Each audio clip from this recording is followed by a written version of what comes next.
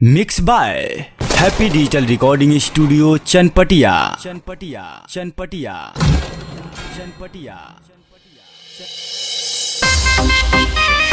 तो बना के पीस लो, चाहे तो लीप लो।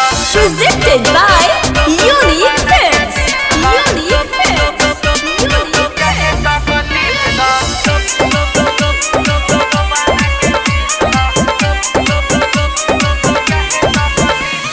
सटला पसट जालू धके अकवारी में कहेलू की आगे चाहे मार पिछवारी में। सटला पसट जालू धके अकवारी में कहेलू की आगे चाहे मार पिछवारी में।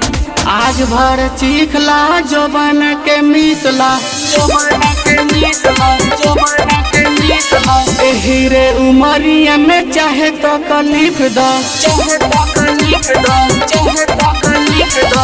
सटला पसट जालू धके अकवारी में कहेलू की आगे चाहे मारो पिछवारी में। सटला पसट जालू धके अकवारी में कहेलू की आगे चाहे मारो पिछवारी में। आज भर चीखला जो बना के मिसला, जो बना के मिसला, जो बना के मिसला। एही रे उमरिया में चाहे तो कलीफ दो, चाहे तो कलीफ दो, चाहे तो कलीफ दो। जो बना के पीस लो,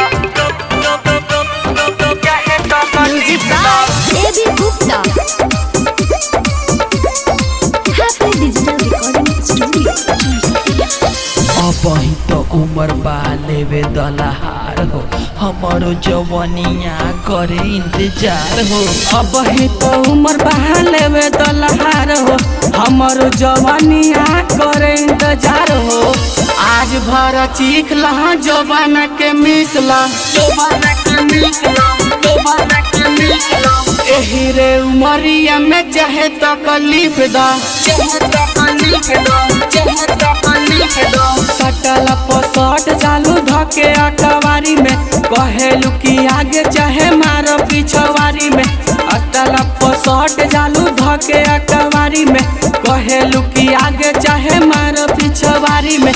आज भर चीखला जो बना के मिसला, जो बना के मिसला, जो बना के मिसला। एही रे उमरिया में चाहे तो कलीफ दो, चाहे तो कलीफ दो, चाहे तो कलीफ दो।